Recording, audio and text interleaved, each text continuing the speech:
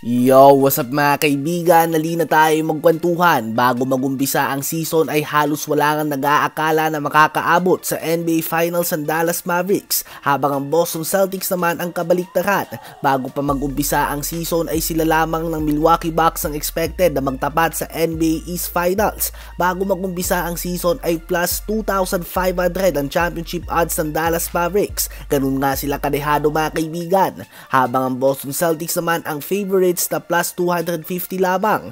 Sa series ngayon sa NBA Finals ay negative 225 ang Boston Celtics. Since taong 1990, ang mga teams na listed as negative 200 favorites ay may record na 21-3 sa NBA Finals. Ang tanging tatlong talo nga nito ay ang Warriors vs Raptors nung ma-injured si KD at Klay, Warriors vs Cavs na makabalik ang Cavs from down 3-1, at Lakers Pistons noong 2004 nang bigo na mag-4-peat ang Lakers. Kaya naman kung pagbabasehan natin ang mga betting odds, ay heavy underdogs talaga ang Dallas Mavericks. Mas malakas nga sila sa fans internationally dahil sa kanilang franchise history with international stars. Subalit heavy underdogs nga sila sa series na ito.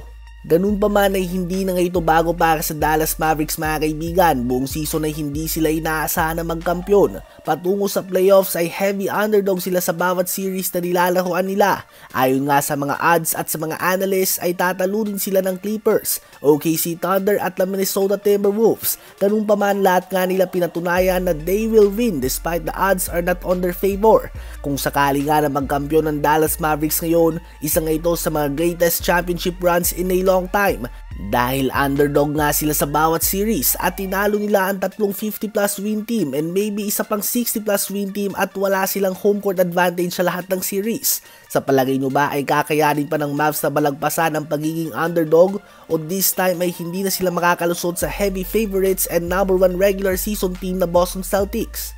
Habang ang Denver Nuggets naman ay isa nga sa mga team sa interesado sa former All-Star Gordon Hayward. Si Hayward nga ay nagkaroon ng hindi gaanong impresibong playoff performance. Sa 49 minutes niya sa loob ng court ngayong playoffs, hindi nga siya mga kaibigan nakagawa ng puntos kahit isang beses man lang. Ayon nga kay OKC GM Sam Presti ay nagkamali siya sa pagpili dito.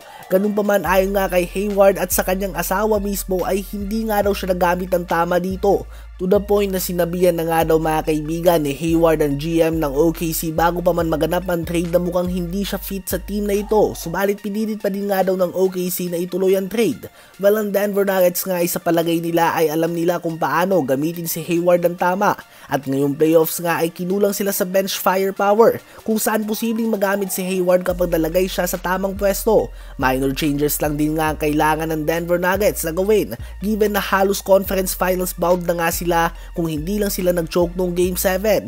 And who knows kung sino nga magwawagi sa matchup nila ng Dallas Mavericks, dahil different style nga ang play nila kumpara sa Minnesota Timberwolves. So isa nga yan sa mga dapat abangan ngayong off-season, ang posibleng paglipat ni Gordon Hayward sa Denver Nuggets. Ano ba masasabi nyo tungkol dito?